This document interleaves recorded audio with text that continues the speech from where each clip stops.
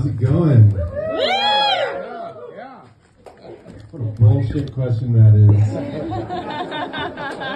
Nobody really cares, right? And there's only like two socially acceptable answers to this question. One is good, and the other is woo!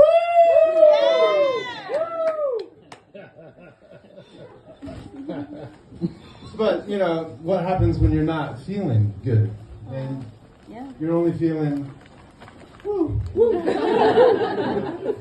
Like, it's okay, you know, that happens, but you know, when you run into somebody and they're like, hey, how's it going? It's like, I really gotta get into that right now. Yeah.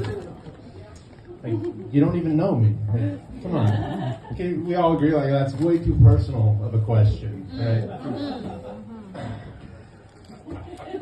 The other day, I was not feeling good. I was not feeling woo. I was feeling the opposite. I was feeling bad. And sure enough, I was out and about, and someone says, "Hey," you know, I'm like, I barely know this person. How's it going? I'm like, okay, yeah, let's do this. So, I'm like pouring my heart out. I'm talking about like, you know, this rough breakup that I had, and you know, my dog had died, and I'm complaining about the people at work who I absolutely love. For those of you who are here,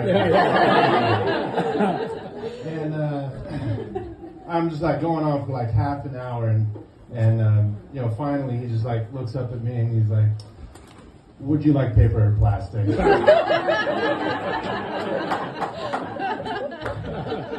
Today I'm feeling good. Like, today's a great day. It's my birthday.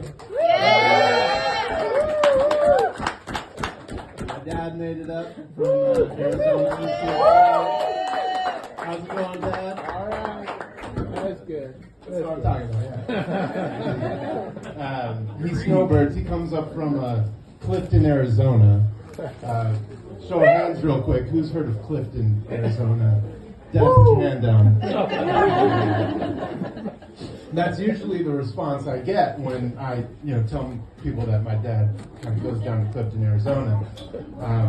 You know, nobody's really heard of it, and you know, I'm wondering, how did he pick Clifton of all places? And I like to imagine that he just like had a map of the United States. And he just like peed all over it.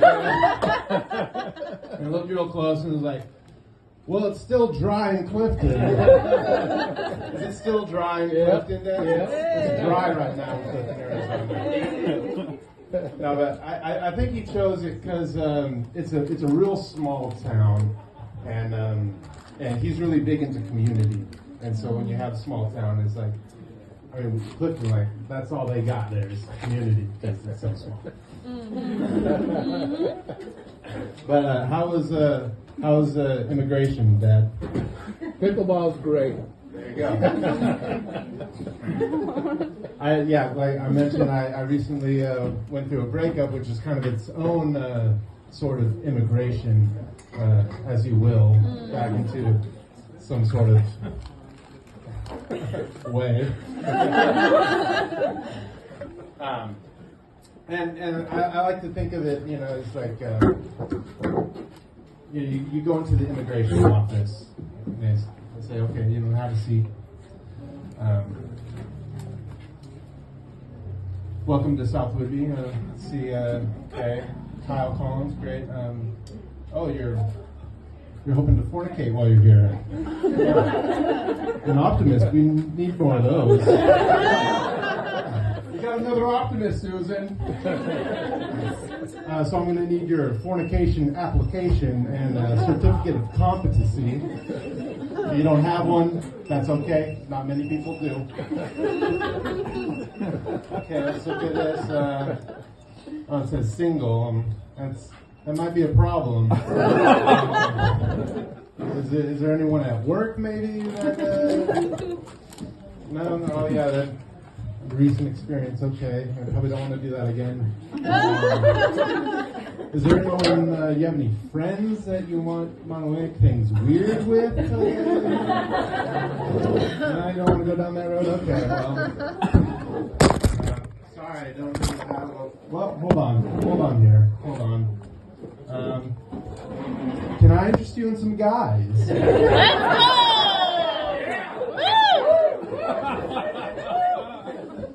go!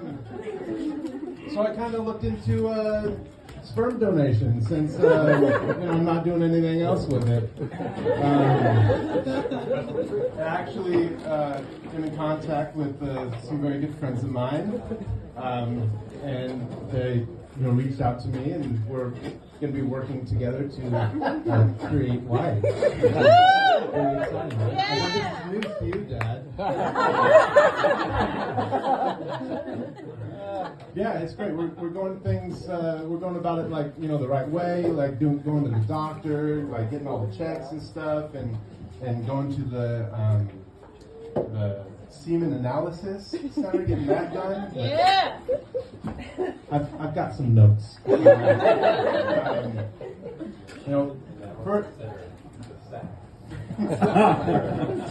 First of all, they're only open Monday through Friday, like business hours. So I had to take a day off work to go do this, and my coworker has asked me, hey, taking a day off, what are you doing? And it's like,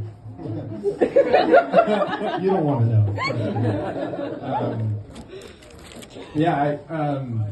It's in Seattle, and so coming from the island, I wanted to make sure that I had plenty of time. I got there early, like really early, like hour and a half early. Made sure that I found the building, got myself acquainted with everything. Found like where the office was, and they're like, are you here to check in? I said, yeah. They say, okay. What's your name? They do all the paperwork, and then they hand me a cup, and they say, go to room 2. Bear in mind, like I'm there like an hour and a half early, and I was not expecting this. And there was like no flowers, no candles, no dinner. Like I didn't even have a sandwich. No scented oils, no foot rub, no walk on the beach. Like, it was clear that a man had designed this. There was just no foreplay whatsoever. Needless to say, I was not properly prepared for proper penile performance.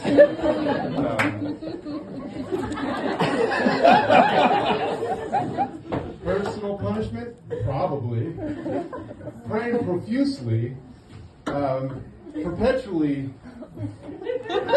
picturing a plethora of petite, pretty, playful, pornographic people, pondering the prolific prowess of possible, powerful, pinnacle pleasure. Please, please, please, precious, pristine penis. Perfection. I take my cup and leave the little room, put it on the window, so that they could take it. And, they said, how did it go? And all I could say was, woo!